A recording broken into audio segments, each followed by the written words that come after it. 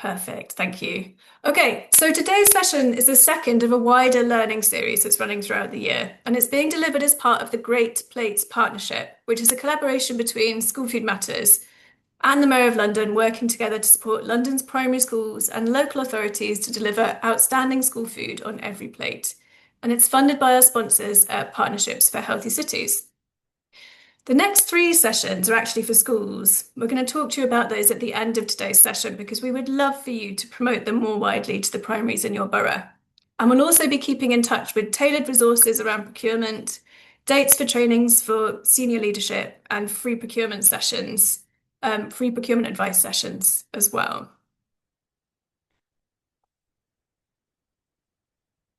So today we're talking about driving take-up, and we are going to argue that doing this needs you to take a whole school approach to food, and that's an idea that I'm going to revisit in due course.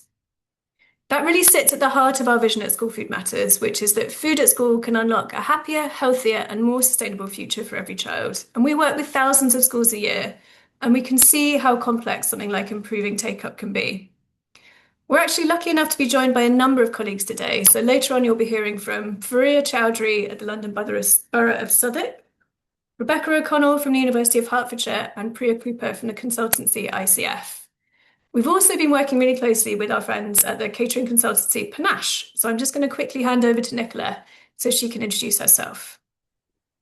Hello, my name is Nicola Boyd-Stevenson. I'm owner and a founder of Panache Consultancy. Panache Consultancy has been working for over 30 years in helping to advise education, particularly schools, on catering services, and it's a pleasure to be working with School Food Matters on this particular project. Thank you, Nicola. Right, I said I would go through the agenda, and I will. First thing to say about the agenda is there's quite a lot on it.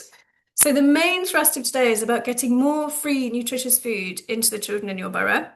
And you also told us in our scoping exercise that you wanted to know more about sustainability. So we've also got a segment on sustainability at the end. What you can't see from this agenda is that we'll have two stop-off points for question and answer after the first two segments. So what I would say is that to get the absolute most out of this webinar, please do use the chat. If anything pops up as our presenters are speaking, let us know. We'll try and either answer it in line or come back to it during those Q&A segments. Otherwise, we have the luxury of a whole 30 minutes at the end where we can cover off anything that you might want to know more about from today's session.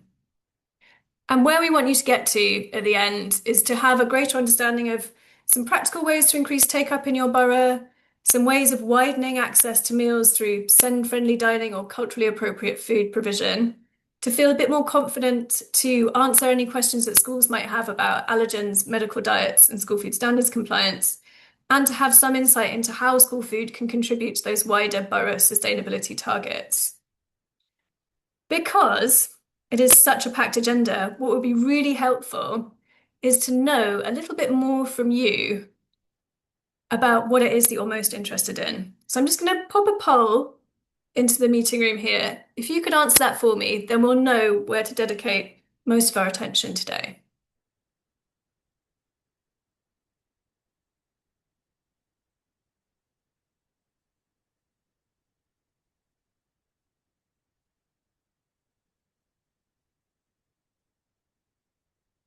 Thank you, everybody. I'll leave that up just for a few more seconds.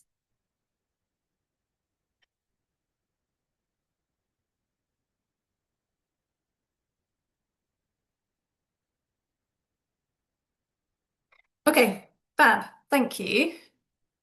Let me share the results with you. So, lots of votes for practical ways to increase take-up. A couple for widening access and confidence advising schools. What I would say is a bit of a trick question because actually the second and third points are all part of increasing take-up. And a couple of you interested in particular in that kind of sustainability piece as well. That's helpful to know. Thank you. Let me just check those down.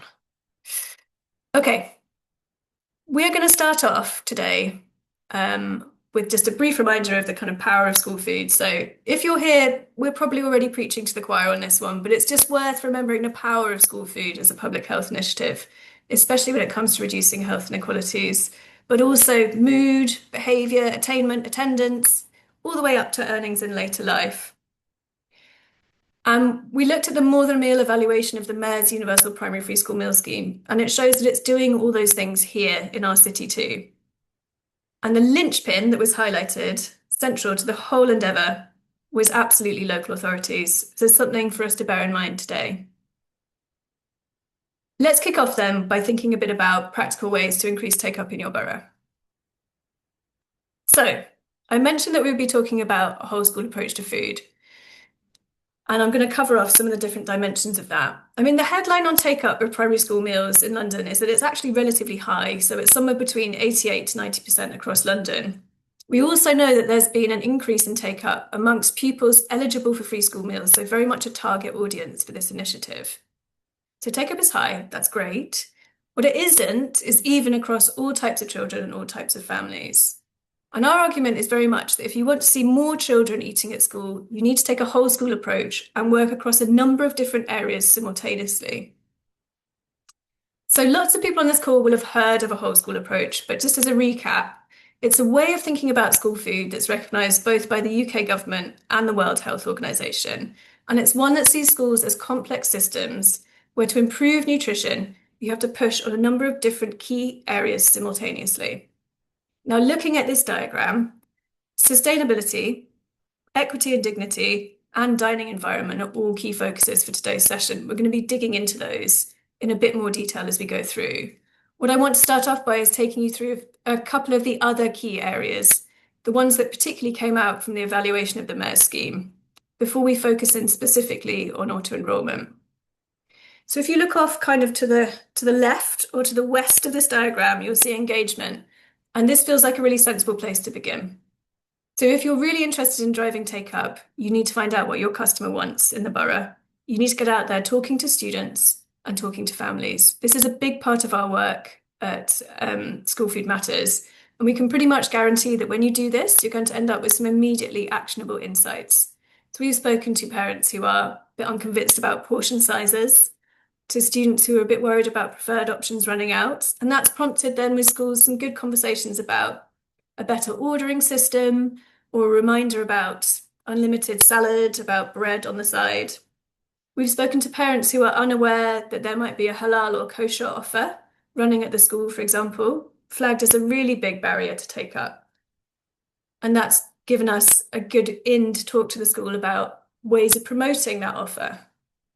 We've spoken to people who want more variety on the menu, who want more culturally specific food, and also parents who are worried about passing on that information directly to the school because of seeming ungrateful for what is a free offer.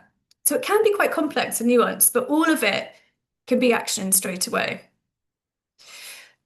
I think as local authorities, what you can do is either support schools to have those conversations with families and with children about the meal offer, or you could even consider doing it yourself.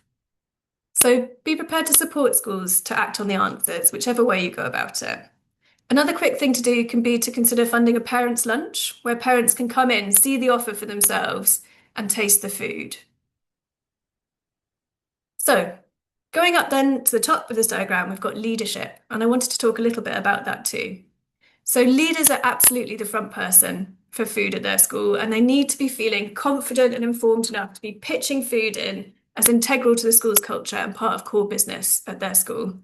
They've also got a statutory duty to monitor school food standards, and we'll be coming back to that later on. So I think in terms of what a local authority can do with an eye on uptake, it's partly about a kind of hearts and minds piece. So communicating the offer of primary free school meals and its value to school leaders so that they can then be converted to that, cascade that view down to their parents and families. There's also probably a skills development piece that goes alongside that. So consider training for senior leaders and governors on monitoring the standards and on things like procurement, much like this series that we're running through Great Plates. In the first session, which happened last week, we talked a bit about local authorities mapping needs in their area. So finding out what the skills gap are among your primary school leaders and then having a think about whether and how you're able to meet those. And there's also a piece about connecting schools to each other, right? Schools love learning from each other much more than they like learning from an outside person. So considering building up a flagship school or ways of sharing best practice when you have schools already together in one place. And then finally, if you join me down at the bottom where it says a positive relationship to food, we really wanted to cover off food education right up front to make sure it doesn't get forgotten about. So, food ed to expand children's palates is what gets children eating the kind of varied diet that's going to support their health.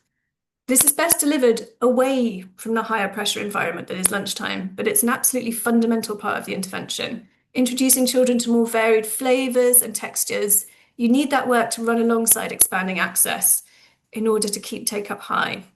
It's often a neglected area of the curriculum, but it's a really crucial one. Please consider as local authorities supporting access to food education in your borough. You can either buy it in or consider a train the trainer model. We also know that schools are often put off by budgetary concerns, things like buying fresh ingredients, and that might be one area that you could consider helping with too. Okay, plenty to think about. Another area flagged by the More Than a Meal evaluation was auto-enrolment. And so we wanted to do a quick spotlight on that too.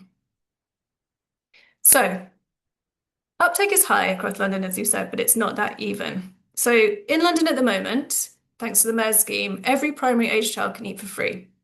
Now, some of these children would also qualify for a free school meal if the scheme didn't exist. The current system for registration of free school meals is opt-in, which means that the onus is on eligible families to register. Now, we know that for lots of different reasons, stigma, language barriers, lack of awareness is not always happening. And we know that 11% of children who are eligible for a free school meal aren't registered to receive one. This is a bit of a double fail. So not only do you then have some of the lowest income families missing out on free school meals, you've also got schools missing out on the pupil premium funding that's attached to that registration for eligibility, which this year is £1,515 per primary school child registered. So it's a way of doing things that's not perfect. And auto-enrolment is a process whereby lots of different teams within the local authority, for example, education, public health, finance, IT, revenue, come together to create an opt-out system instead. Now, we know that over 30 councils and counting have implemented this, including plenty in London, which I've listed below. So under universal primary free school meals in London, auto-enrolment is still important. It serves at least two purposes. The first one is making sure that the people most in need of the free school meal are aware of the Mayor's offer. It's a reminder and a nudge for them. And secondly, it's bringing in the attached funding for schools through that formal process of registration. And we know that in each area, it registers an average of 1,000 children, and that's brought in an average of 1 million pupil premium money per area, which is certainly not to be sniffed at. What's really interesting is that the children identified through auto-enrolment are more likely to be from Black and minority ethnic backgrounds, from lone parent families, and from families where English is not the first language. And the other thing that's interesting about it in terms of benefit is that often there are other benefits attached to being identified as eligible for free school meals. It might be help with uniforms, transport, holiday provision, all of those things too. So how this all happens between boroughs is going to be different borough to borough because it's quite complex, but we wanted to do three things today. Firstly, I suppose to remind you that auto-enrolment is a powerful driver of uptake from some of the most deprived families in your borough. Secondly, we wanted to signpost you to the excellent Fix Our Food Toolkit, which is a research collaboration run out of the University of York.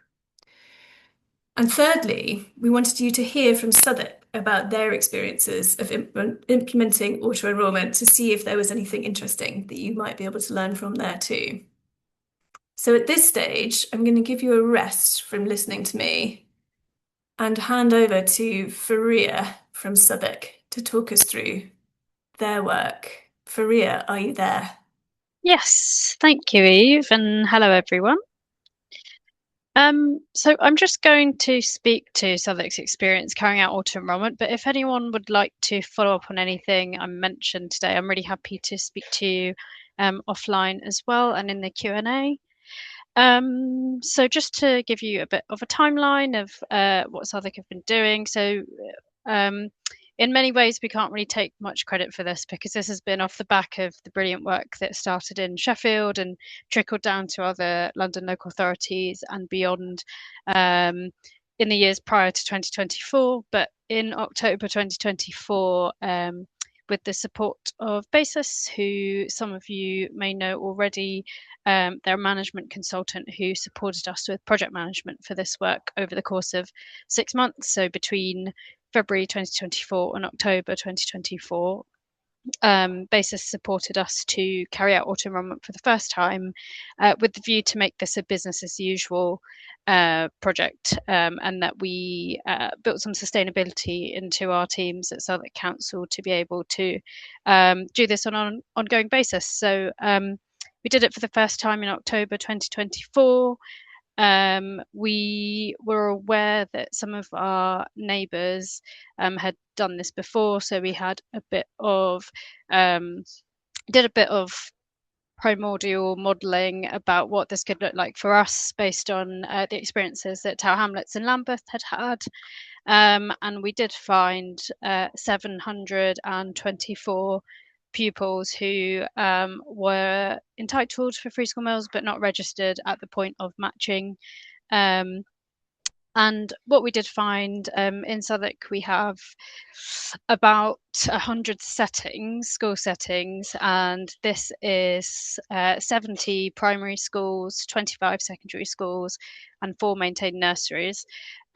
So with that kind of mix of settings in mind, we found 337 pupils of primary age who are not registered for preschool meals, which crucially in London boroughs, what that means, of course, is that the child gets a meal either way, but the school is not getting pupil premium based on their registration.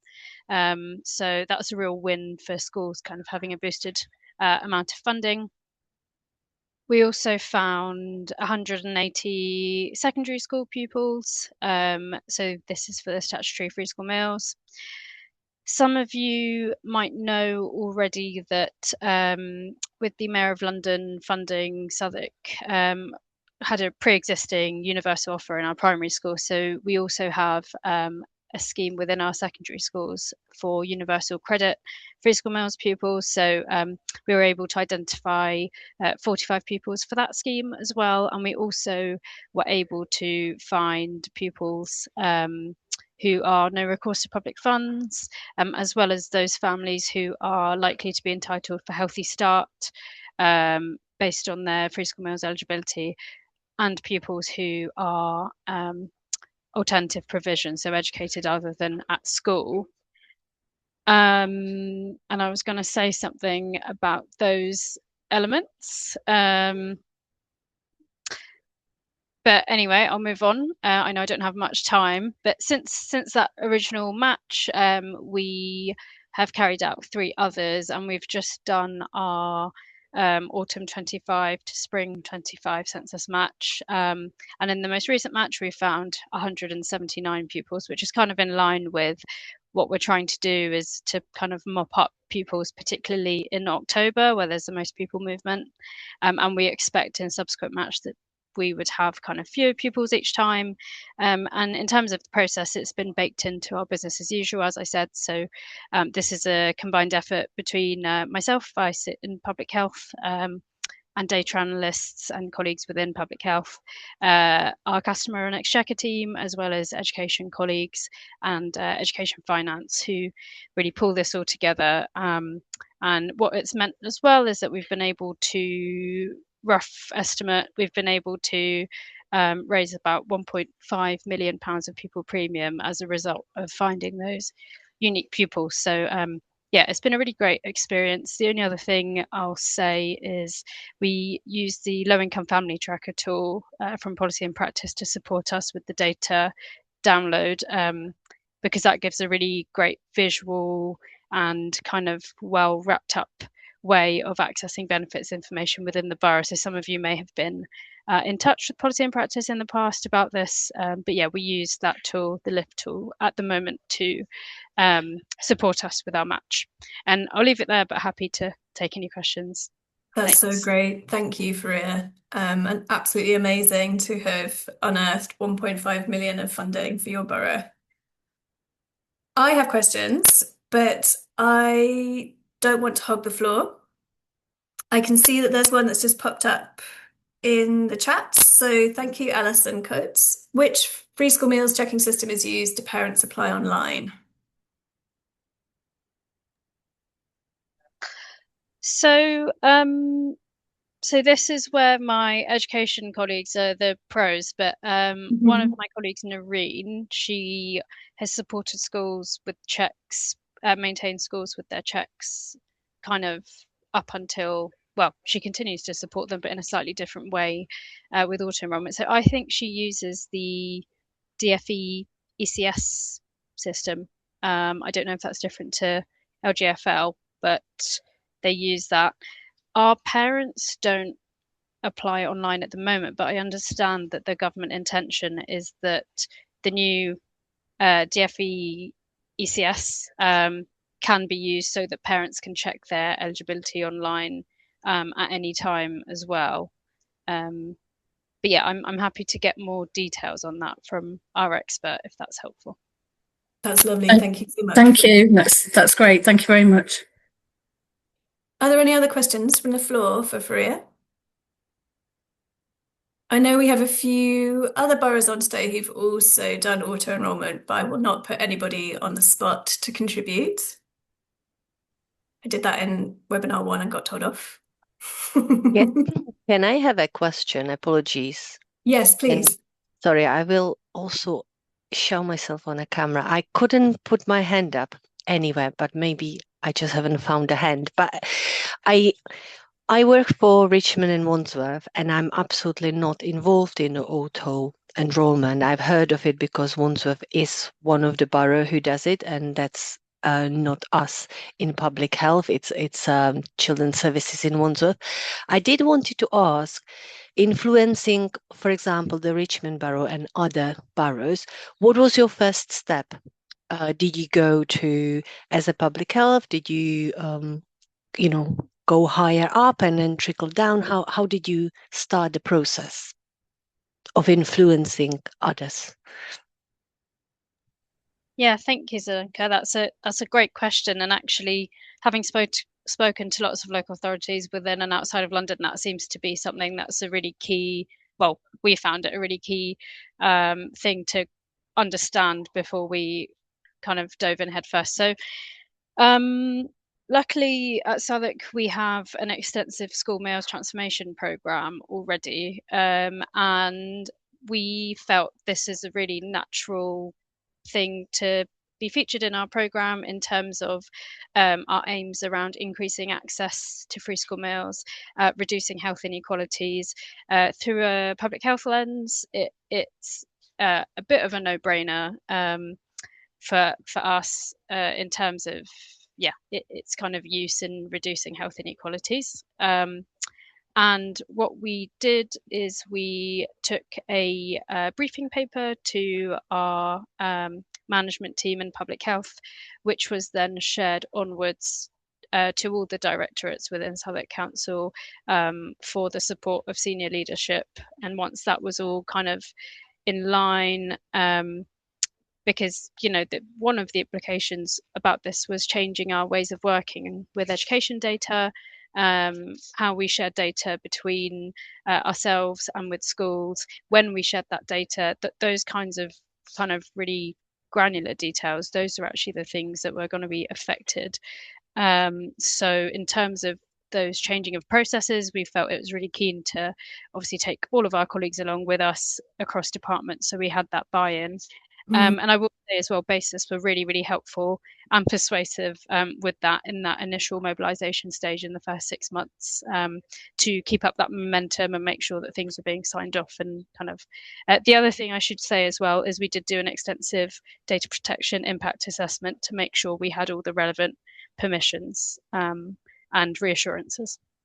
Thank you, Faria. I'm going to move us along now so that we can hear from our next contributors. But what I would absolutely flag is that a lot of the things that Faria has mentioned about data sharing are captured within that toolkit that you have a link for now in the chat. But thank you for your questions. Let's keep going. So we're now on to making lunchtime a success. So, what do I mean by a successful lunchtime? A successful lunchtime is one that involves food that people want to eat in a space that they want to eat it in. And we're lucky enough today to be joined by the leads from two pieces of research jointly done by with School Food Matters or commissioned by School Food Matters, whose findings touch on this directly. So first of all, we'll be hearing from Priya Cooper from the consultancy ICF, who has just authored the 5-year evaluation of our Nourish School Food Improvement Programme, which is out later this week. And then we'll also be hearing from Rebecca O'Connell, who's the lead from the University of Hertfordshire, on the AdaptEd piece of work, looking at improving nutrition for SEND students at school. So Priya, over to you. Good afternoon, everyone. Hopefully you can hear me okay. So I'm going to talk about Nourish, which is, as you've mentioned, a school food intervention that's been run by School Food Matters. And we've evaluated it over the last 5 years in 4 different London boroughs. And our evaluation, what was really valuable was being able to go back to schools a year later and see what changes had actually stuck and why.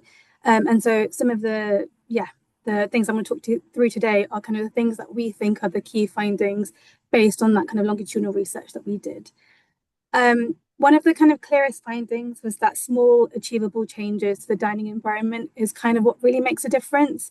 So we saw that relatively modest adjustments could really shift behaviour, even in schools where there's kind of tight budgets or there's limited flexibility in catering arrangements.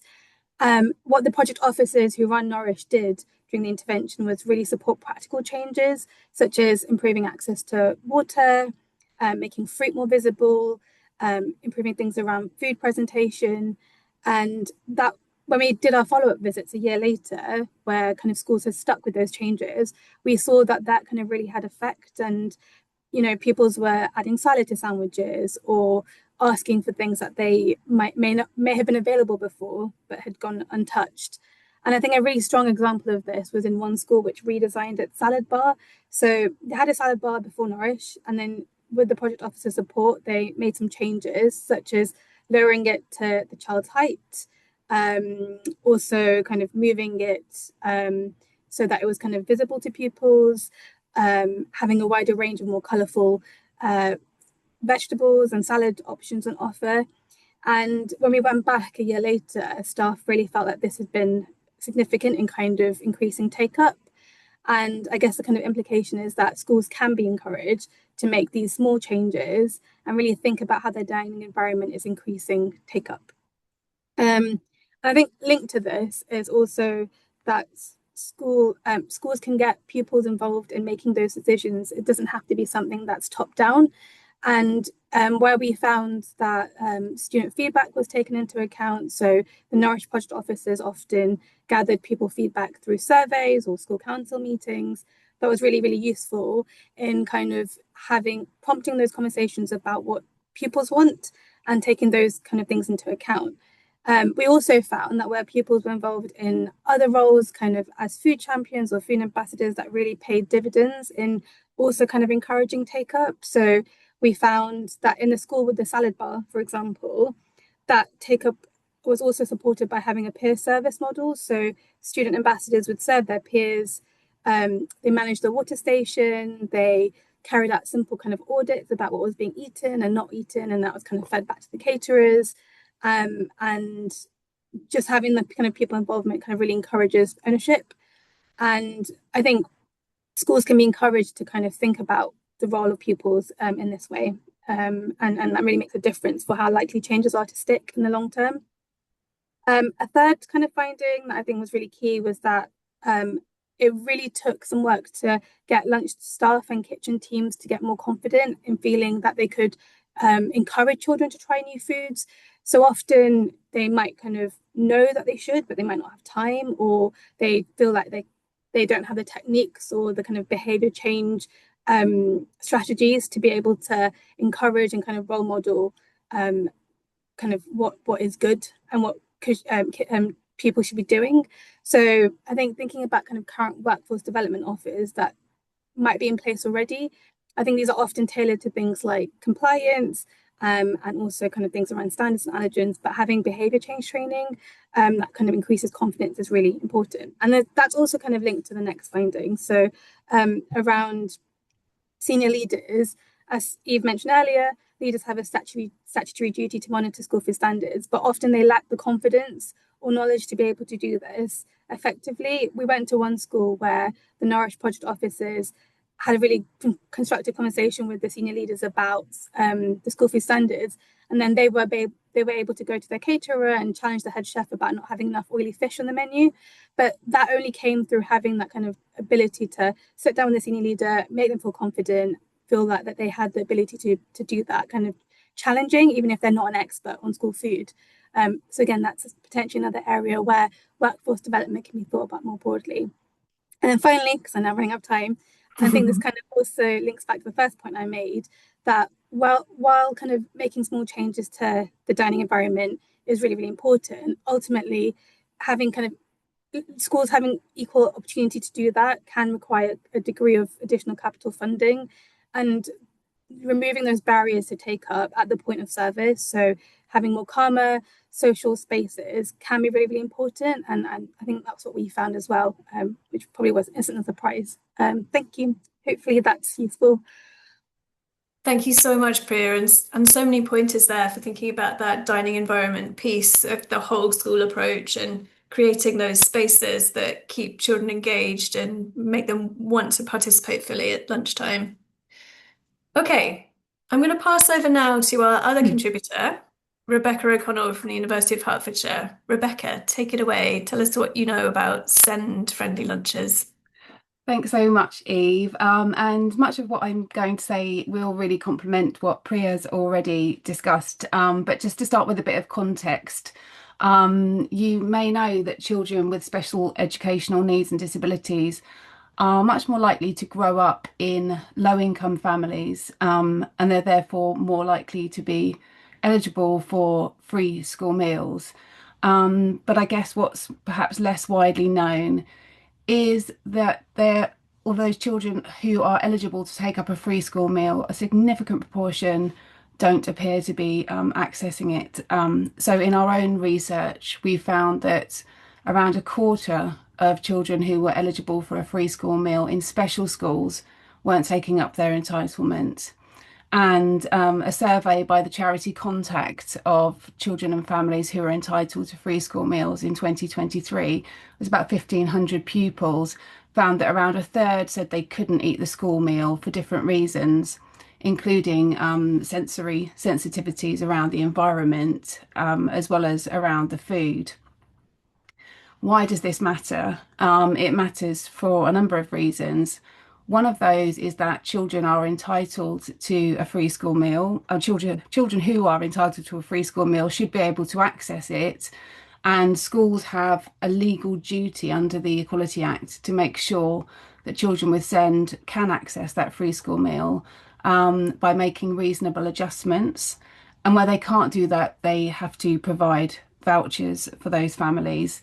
And we would recommend that that's not the default, because obviously there are benefits of eating a school meal, including that school meals are generally more nutritious than packed lunches, and also of the important role that eating a school meal plays in a child's well-being and their sense of belonging and their social skills.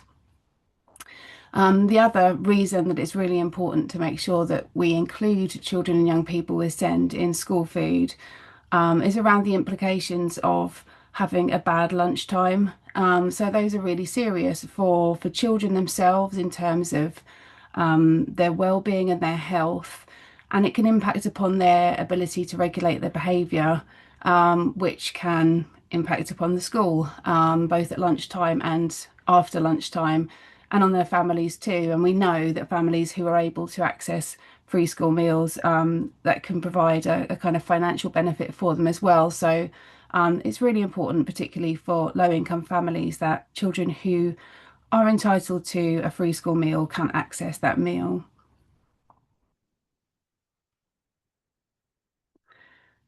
So we were one of 3 research teams that were funded by the National Institute of Health and Care Research to explore how schools can ensure children and young people with SEND can access nutritious eating experiences at school. And we talked to lots and lots of people over quite a short amount of time, 6 months. We did some scoping research. We visited a handful of schools and we analysed data that we had access to. And really importantly, we spoke to children and young people with SEND, more than 40 children and young people in total. And they told us about what could help. So our findings and different blogs that we've written, advice on breakfast clubs and other research outputs are available on the School Food Matters website. We have a special web page on this project there, and I think we can share that in the chat. But just to give you a few of the kind of key areas that children and young people told us really mattered. So reflecting what Priya was saying, that harnessing the power of pupil voice is really, really important for this group of young people, as it is for all children and young people. So kind of really sort of looking at, using those existing or established mechanisms that we have for harnessing pupil voice in school, things like the school council, but also, simple ways of providing feedback, like suggestion boxes and emojis. Children and young people told us they like those to feedback and feed into decisions about school food policy and about menus. They also told us about the importance of the eating environment. And again, when you talk to any children and young people in any school, this is one of the things that they will discuss in relation to the school lunchtime, and the challenges around kind of queuing and noise and being rushed. So I think a key finding here was around the importance of flexibility and for schools to be able to provide, where they can, quieter spaces and if possible a bit more time to eat. And we recognise it's harder for some schools than others, but we did speak to some children and young people who were eating in the corridor because there was no quiet classroom for them to eat in, and that didn't really seem to be very acceptable to them or to others. So thinking really creatively about how being flexible in providing nice places to eat that aren't in the noisy lunch hall. They also told us about the importance of knowing what to expect, and the challenges of having surprises and the anxiety, the queuing anxiety. They talked about that worry about being in the queue and not knowing whether anything that you like to eat was going to be available by the time you got to the front of the queue. And that could really impact on their kind of anxiety and then again on their behaviour as well.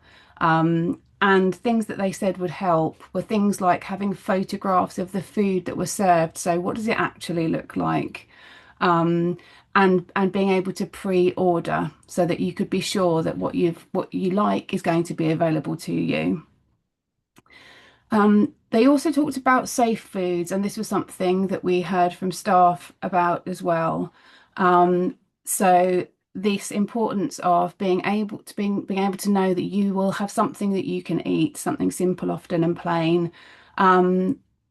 We agree it's really, really important, as Eve was saying, to that food education encourages the exploration of different types of foods, but keeping that outside of the lunch break can really kind of take off some of that pressure for children and young people. They need to eat at lunchtime and explore ideally outside of the lunch break. And the strong communication with home, and with children and young people themselves, again, that really understanding what is it that children like to eat, as well as what they can't eat or what they won't eat, I think is really important. So there are just a few of the things that we've learned. I'm going to hand back over to Eve and hopefully have a chat. That's right. Thank you so much, Rebecca. Some great pointers from that new piece of research looking at what really matters to children and what might encourage them to take up a meal at school. Just before we are going to have a chat as well. Just before we get to that, we're going to cover off culturally appropriate provision as well. So culturally appropriate food provision was identified as a key barrier to take up in their more than a meal evaluation. And what I can tell you is that anecdotally, it's quite a big part of our work in London schools too. So I was thinking, what can we usefully tell you about this as a group of London local authorities? So we know that families want and expect culturally specific food, which is absolutely a realistic expectation in London, but it's certainly not happening everywhere. Many families aren't aware that the school might already be providing options like halal, vegan, egg-free at lunch. So it is happening, but the problem is that they don't know that it's happening. Children may want something different to their parents. It starts to get more complicated. So some want more spice, more flavour, more recipes from home when they're eating at school. Others want something different. They enjoy a bit of variety. And we've also worked in a few schools where at senior leadership level, there are some misconceptions about the makeup of the school community, and they found it difficult to instruct the kitchen on who they're catering for and what their preferences might be too. So it's complex. And again, we're going to say it really has to begin with a conversation between the school and the families that the school is serving. So we put that down as point one, to support schools to liaise effectively with their school communities. So some kind of practical ideas around that might be to encourage parent-led cook and taste days, leaning into festivals, celebrations. Caterers are often quite keen to do this. I think wooing parents as well, bringing them in, as we said, for a taster day, sending home menus in different languages, making sure that they've got the message about what is already on offer, as well as encouraging their feedback on what might also be on offer. We also want you to encourage schools to have a better conversation with their caterer about culturally appropriate provision. So caterers and kitchens will follow obvious demand. They want more people to take a school meal as well as you do. They will likely be happy to cater for specific days, but what can be really beneficial for schools is support to collect data and to collect feedback that makes a good case for, rather than eating a specific type of food once a year, building it into the menu on a more regular basis. So helping schools to evidence that demand within the school population is something that can be really beneficial too. And then for in-house kitchens, where the school is working with an in-house team, it's about all of the above, I guess, plus connecting schools to training resources, to menus, and to recipes that are school food standards compliant that speak to different cultural types of food. We've put at the bottom, always avoid green jollof. So we've been doing a piece of work with the University of Birmingham looking at secondary school students, but I think it's probably applicable here, which is students tell us all the time that they want more culturally appropriate provision. They also have really strong feelings about when schools try and deliver cultural dishes or culturally specific dishes, but they do them wrong. So this is always something to avoid and to watch out for. Overall, though, we would say it's the same point about the wider engagement piece. Speak to the people who are eating the food. They will let you know which way things ought to be changing. Okay, I'm going to leave it there because we have a very quick moment now for any questions that you might have about this segment on better lunchtimes.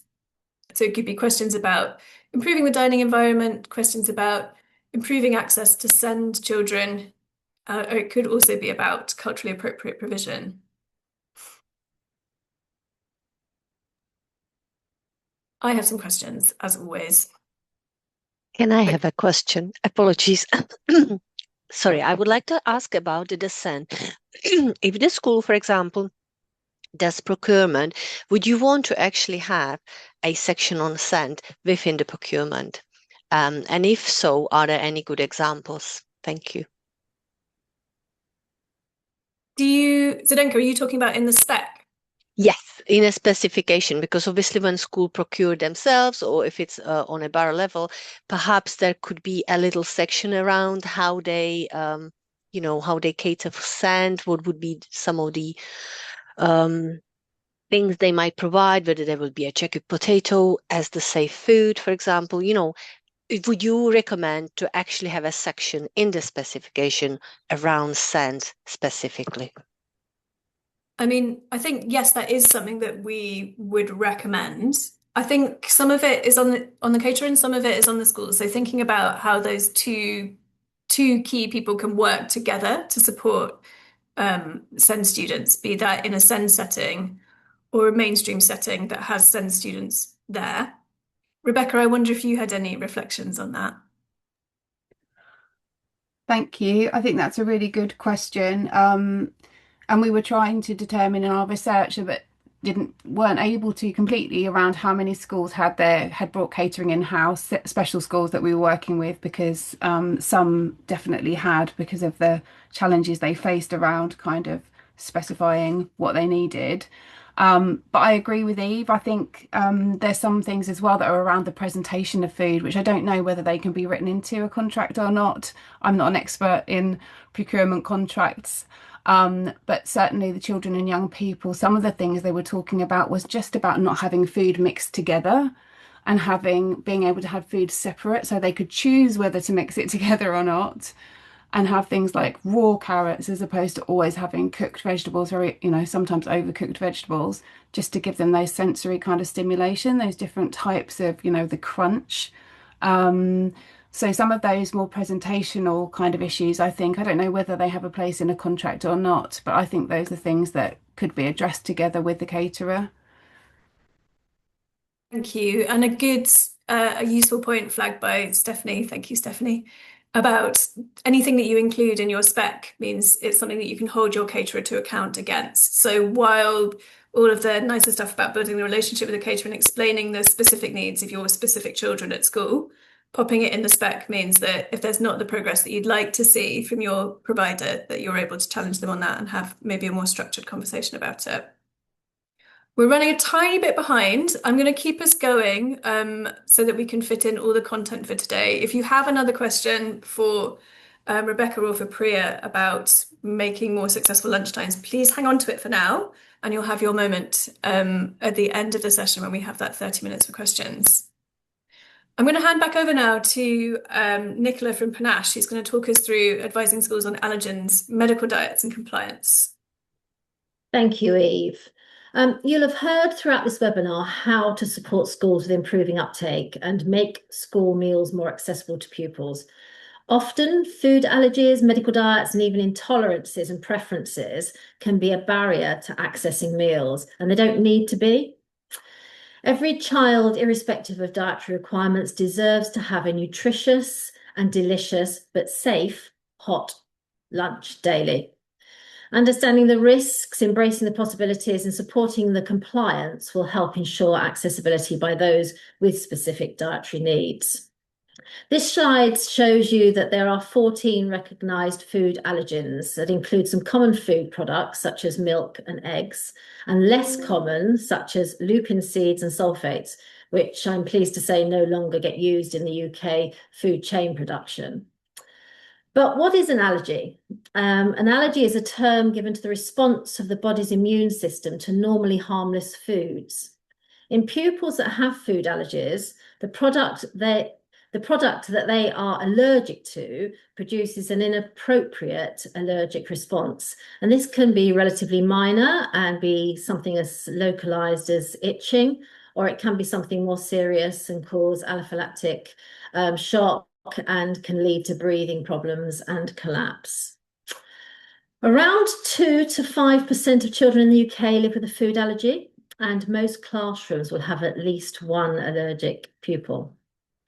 Another sort of statistic that's quite alarming is that 20% of serious allergic reactions to food happen whilst a child is at school. It's therefore essential that school staff understand and recognise the signs of an allergic reaction and are able to respond and manage it safely. Caterers exclude the top 14 allergens as much as practical from their school lunch menus, and of course label and inform at various points of interest when they do include them. There are some allergen products and substances that are not foods, for example, latex, medication, and cleaning substances. But there are also children who are allergic to other food products, such as tomatoes, honey, and kiwis, which are not recognised as allergens, but still require the healthcare notification intervention. Caterers will offer a bespoke menu for children as long as there is that communication and that medical reassurance, that medical and healthcare intervention, and that the child has been diagnosed as having an allergy and needing a medical diet. A GP's letter has to, or a healthcare professional's letter has to be submitted via the school. This letter should be submitted as early as possible to enable the school year to allow the time for the kitchen and the caterer to obviously prepare and understand and support that child's requirements.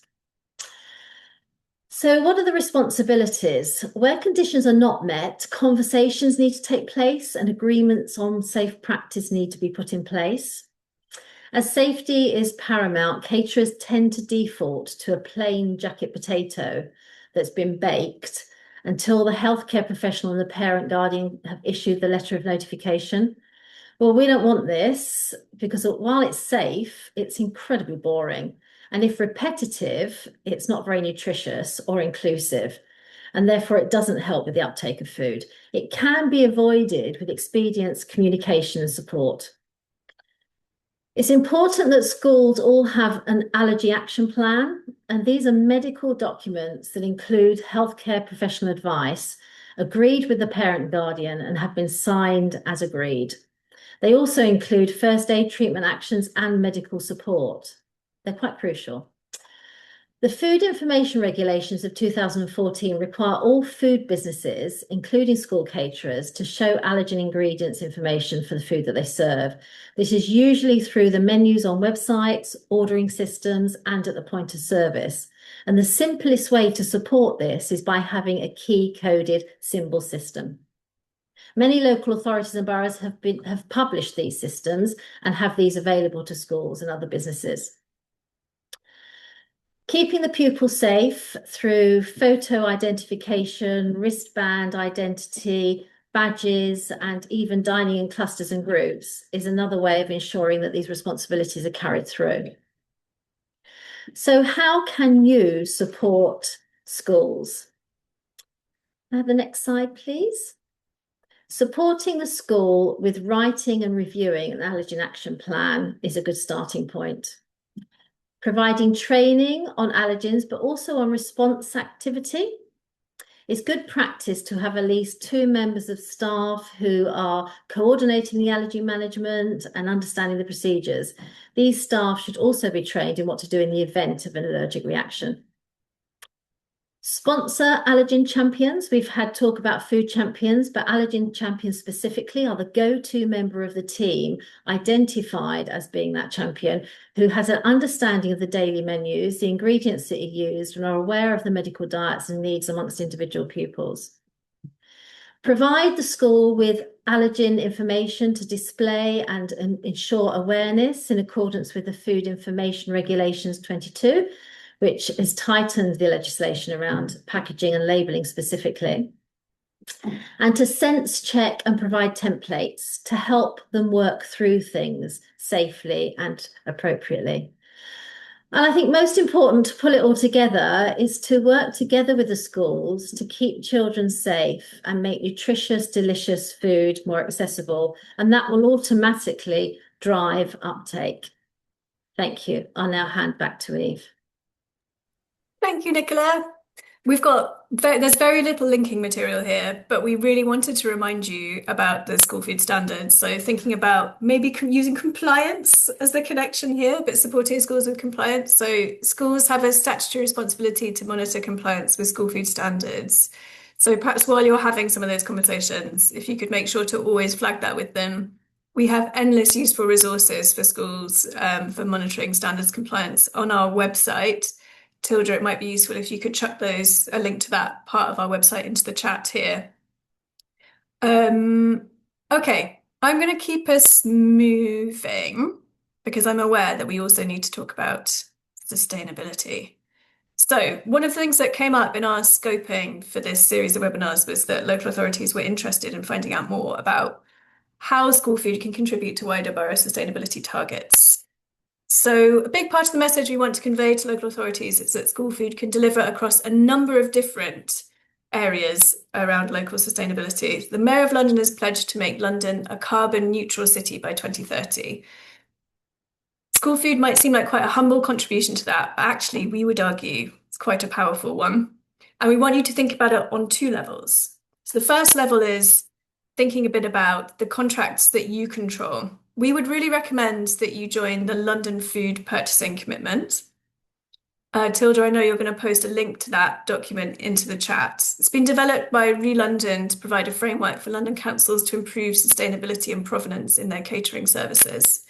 So signatories pledge to reduce the environmental impact of food by shifting to more plant-based meals, reducing food waste, and moving towards more local procurement.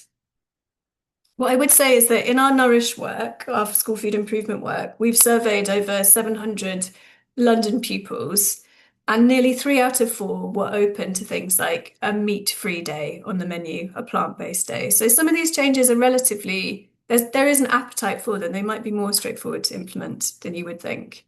We'd also suggest that having these kind of conversations about sustainability can be a really positive way of approaching school food discussions. Children are interested in sustainability, and so are schools. It can be an easy way in. We also want you to consider supporting schools in the contracts that they control. So some basic ideas about reducing waste, obviously talking to people who are eating the food about what they most want is a good way to stop it going in the bin. Connecting schools to initiatives like running a community fridge. It's a great initiative looking at making sure that all school food is used. It can tackle food inequality at the same time as better nutrition, or to operatives like Food Cycle who may well already be operating in your borough. Supporting schools with composting, supporting Food for Life schools accreditation, encouraging them around kind of a reduction of meat and more plant-based meals. You can consider also building in some of these as grant conditions to school food funding as well. Okay. That's a little bit of a whistle-stop tour, so I'm going to ask you to hold on to any questions you might have about sustainability until we get to our Q&A segment at the end.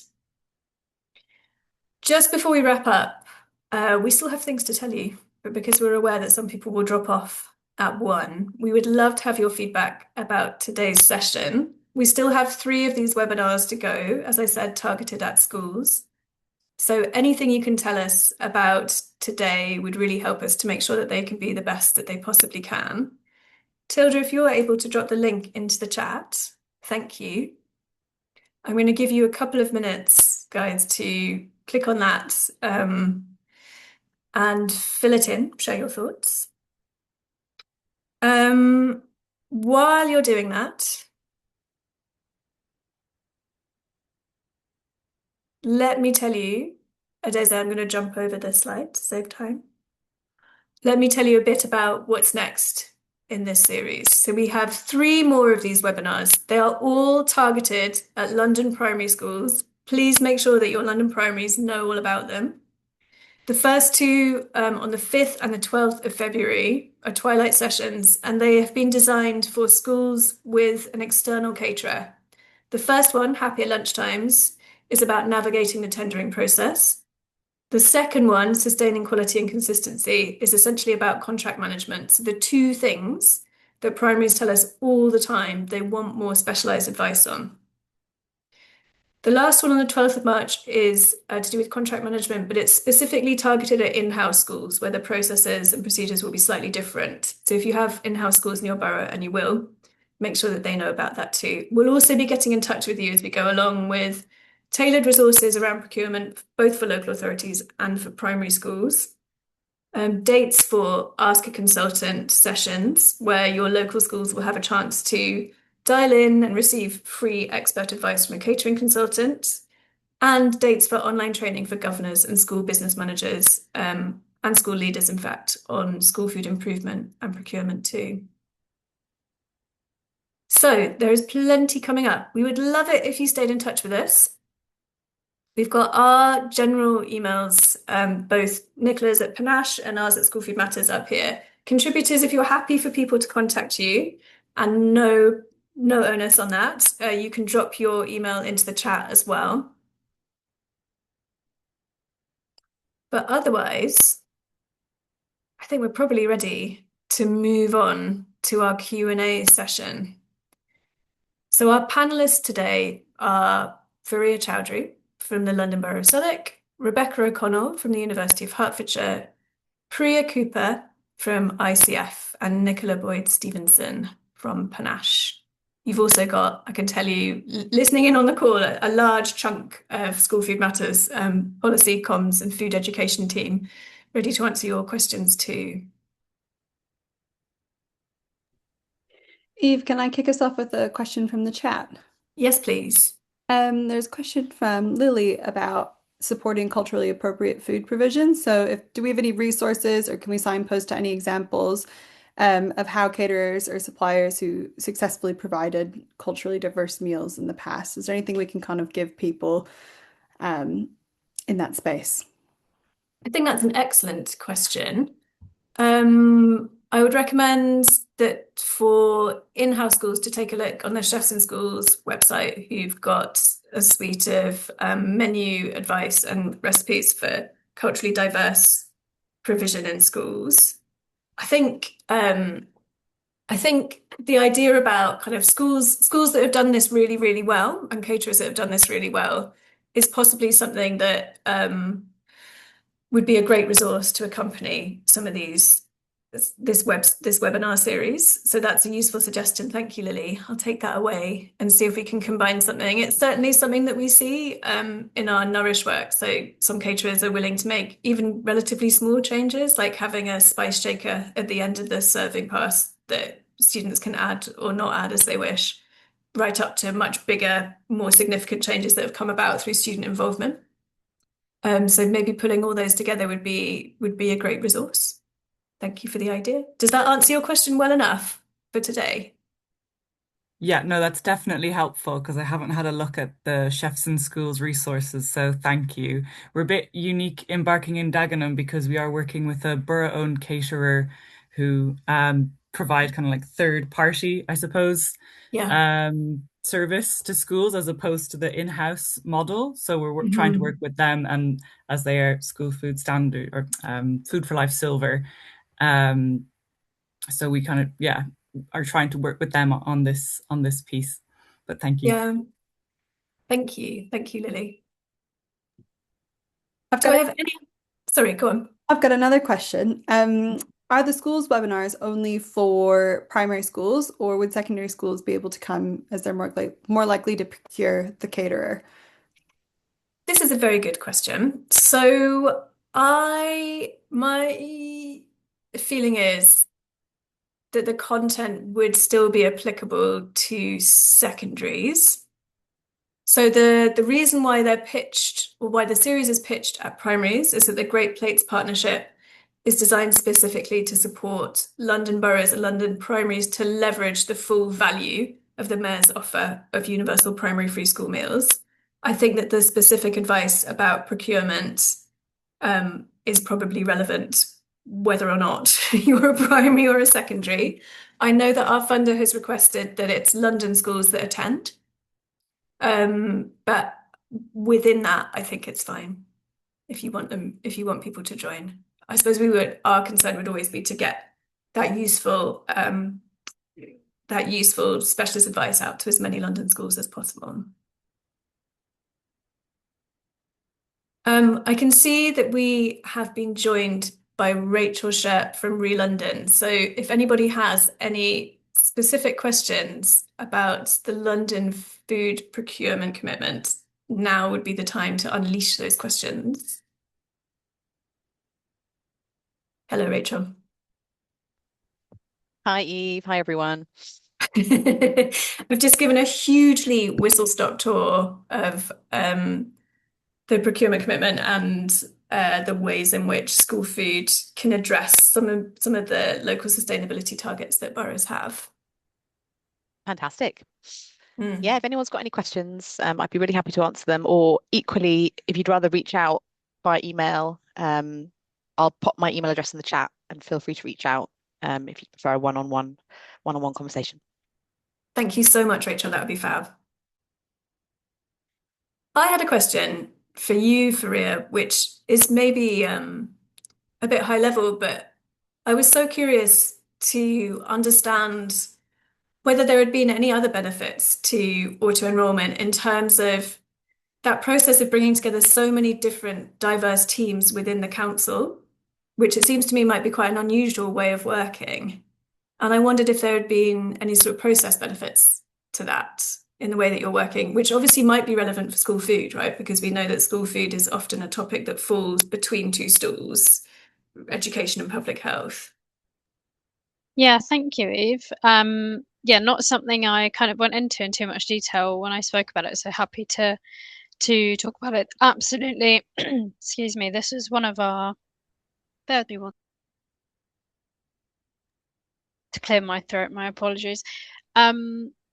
Yeah, this was absolutely one of the ways we sold it to Southwark and to the schools, as a council and as a kind of local authority system, is the process benefits are huge. There was lots of potential inefficiencies within how that data is being shared and managed, and kind of lots of layers in terms of parents were maybe checking child's eligibility, following up ad hoc with schools were ad hoc registering pupils, which they continue to do. Obviously, as a local authority, we send pupil lists there, and there's a stage at which we take kind of census data from our education teams to understand free school meals uptake. And we found that it's really supported streamlining that process so that we all know what we're all doing and everyone's got their own role in the system. And it's just less admin for schools and for those of us who do those checks and manage those pupil lists. So we found it's kind of reduced the amount of work we've needed to do around the eligibility checking. And we know that obviously the government have ambitions around streamlining it kind of a little bit further and making it a bit more democratic come September. So we'll see how that plays out. But yeah, we've seen huge process benefits to this. And it's meant that schools have a guaranteed mechanism of making sure that they're capturing all pupils who should be entitled to free school meals without having a really ad hoc system, other than obviously at the beginning of the year when they get their new pupils registering over the summer, and they get their free school meals admissions. Then it kind of means there's a consistent way of drawing those pupils out so they're not missing out, and that the school doesn't miss out on pupil premium. As I suspected, so thank you very much for satisfying my curiosity on that score. I also had a question for you, Rebecca, which is that I know we talked today in your presentation about some of the key things that schools can be encouraged to do. I also know that in the series of the research, so speaking to lots and lots of different people in lots and lots of different schools, that you uncovered some really good examples of best practice, where SEND schools in particular were delivering those SEND-friendly spaces around lunchtime and, of course, across the day. And without putting you on the spot, I wondered if you could share some of those with us. Thanks, Eve. Actually, I'm going to talk a little bit about chefs in schools again, I think, because we had different stakeholder advisory groups. So we worked with children and young people themselves through different SEND forums, youth forums. We worked with parents and carers, people working in schools and people working with schools. And in our people working in schools group, we had a really fantastic mix of sort of deputy head teachers, teaching assistants, catering staff, including cooks and chefs. And one of the people who was a member of that stakeholder, our school stakeholder group, was a chef who was working in a school in London with you on Nourish and with chefs in schools. And I had the opportunity to visit that school, which was fantastic. And she was also a member of our stakeholder group. And I think that some of what she was talking about and what she did really brought together some of your talk at the beginning when you mentioned food ed and the importance of food ed, and her role as a chef was really in not only providing the food but educating children and exciting children and involving children in school food provision. And they had 100% of uptake of school meals in that school. And the things that she was doing were some of the things that children then told us later about what they wanted. So she was getting to know those children and able to involve them in school food. Because they felt involved, they were more likely to eat some of the food. And she did say that, sometimes she did have waste, and it was very interesting to think about those occasions when there was waste. Is that still waste, or is actually that part of children's, we thought we'd try this out and it didn't work. They didn't want to have it, but they also had provided their plain pasta, their plain rice, all of those things so that they were secure and they felt safe and they knew that their choices were going to be there.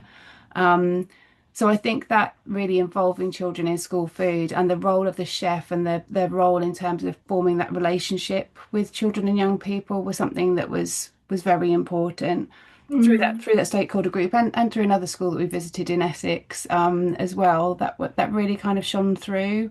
I think also in terms of that consulting with children and young people, I think sometimes people maybe underestimate what they're going to get out of an exercise like that with children, all sorts of children, and these children in particular.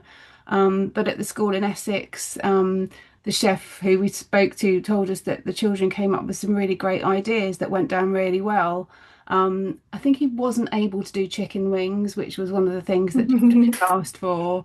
But they did do smoothies, which was something the children really said they wanted, and went down really well. So yeah, I think that really sort of believing in the power of consultation and children's voice is really important. Yeah, absolutely. And such a key kind of theme to today's session, I think, asking the people who are most directly affected, the people who are eating the food or the people who are deciding whether or not their child will go in and eat the food that day. Thank you. Do I have any other questions from the chat? Rebecca, what I love there was thinking about that role within SEND schools, that opportunity, sometimes a greater opportunity even than in mainstream, to have that direct connection between food education in the classroom and the kitchen, often to do with scale or to do with having a kind of sensory element to the curriculum. I know that over in Barking and Dagenham, you're doing an awful lot of food education as well. And I wondered, Lily, if you might feel comfortable just to spell out what you've got going on in that area and how that's been to implement.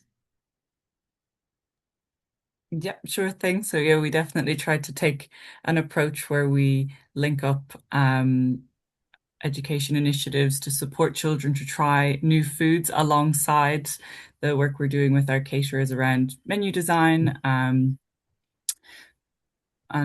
honestly, at this point, we've been trying to work with teachers themselves to get feedback on where they see they need support in delivering food education. Once again, I think delivering practical food education is such a barrier for teachers themselves, not having the confidence to do that. So things you've mentioned that are really effective in just even supporting peer learning. We do a lot of like CPD sessions with teachers around different practical things and activities they can do in the classroom. Actually promoting the use of air fryers in classrooms, I think, has been really helpful because teachers find them so much easier to use than having to run between the kitchen or somewhere with an oven. So that's really helping the delivery and their confidence and even enthusiasm for practical cooking lessons. We also are working more closely with Tasted recently. They deliver a lot of sensory food education,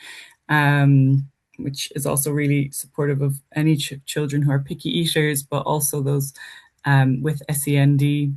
And we're delivering a couple of CPDs in the summer term, actually exploring specifically culturally diverse recipes that can be cooked in a classroom setting and how we link those to let's say, existing health and nutrition learning resources such as Eat Well plates. So how you can kind of link diverse recipes to diverse Eat Well plates. But yeah, it's I think really just about getting teachers and schools together so they can share best practice, supporting them not to get too negative maybe about all of the barriers that they face in the work and just kind of keeping those conversations positive, which because it can be so difficult for schools is a bit of a challenge. And it's that kind of like ongoing nudging work and yeah, I suppose even tapping into how schools can, like you said, they learn well from each other and even get a little bit competitive with each other as well when they see things going on. Yeah, and I think we're still exploring how to deliver more like engagement with parent communities and supporting that communication between the caterers and what they're trying to do, and linking into cultural events and supporting taste festivals and things like that. We'll see where that goes. So much interesting stuff on the boil. I can see that another question relating to food ed has popped up on the chat. And Nicola, I wonder if this might be a good one to bring you in on, as well as Dealer. I can see that Dealer is behind Stephanie and talking to a colleague. But I think Zdenka asks, the relationship between chef and pupil is key, but hard to achieve with limited funding, as the borough caterer would need to pay extra to the chef for them to get involved in education. Any tips on how to overcome this? So, yes, absolutely. Well, I think it's becoming more and more recognised how important it is. And I think that when procuring a caterer, it's built into, we were talking about the specification, it's built into the specification in terms of and it's asked as a question in the response document now, which is really helpful because you're asking the caterer before you've even appointed them to let you know how they engage, how they continually communicate, what resources they have beyond the school level at head office in terms of the the education chefs, etc., that they often have, and how they can work with the curriculum to help with that education piece, but also how they can support the on-site kitchen team, because quite often the on-site cook or chef is so engrossed in the daily production that it becomes very difficult, and that in itself becomes a barrier to having that engagement piece and that education piece. So I think that from a third party perspective, and taking everything that Liz previously said, I think that it's work in progress, but it is improving, and that it is something that we can continually, and local authorities and boroughs can continually push. If it's in-house, I think that there are the resources of the support groups like Chefs in Schools, etc., that can help signpost, even if they can't help specifically in terms, because it can be quite, for a school chef, it can be quite isolated and quite lonely. And so therefore, again, going back to grouping together and clustering together and sharing best practice, what's worked simply, how good it looks, and how motivating it can be as well. Because I think sometimes traditionally back of house teams have stayed back of house, but now are coming more and more forward because they realise that not only is it helpful and productive to the school food plate, but it's also motivating and encouraging for them. Absolutely. So yeah, really important to have that built into the spec. And Nicola, you can correct me if I'm wrong on this, but isn't there an onus on the new Procurement Act for providers to come forwards with more kind of added social value? That would be a really good example of that, like getting the chef more involved in that. Absolutely, yes. Yeah, thank you. And Stephanie, yes. Yeah, a success story from writing food education into contract specs. I suppose for trying to think, Zdenka, about how to give you more specific advice for where you are right now. Dealer, I don't know whether in your work heading up our extensive food education program, whether you've come across any examples of, or Stephanie, this can be for you as well, of where schools have done well to get their chef involved. I'm aware I'm in a very busy office, which might be distracting. But yes, we have seen some great examples of catering teams. And I mean, if you want some inspirational stories about how this works, you should definitely look at the Jamie Oliver Good School Food Awards. They've launched today, actually, for this year's awards. And some of the case studies from across the country of catering teams working with children to teach them about food are absolutely delightful and inspiring. So if you're looking for inspiration, that's where to go. You can look at 2025's winners on the website. I'll drop it into the chat. Oh, look, somebody's already done that for me. Marvellous. What a team. Half them up. What a team. Thank you. Lily, when you were speaking, you also mentioned picky eating, or in School Food Matters terms, cautious eating, which we haven't covered directly today. We've talked a lot about the power of food education in terms of extending children's palates and their range when it comes to different sort of sensory exploration of food, different textures, different tastes. We do actually have at School Food Matters a series of resources looking at cautious eating that are designed for both schools and for parents. And I wonder if people would be interested in those.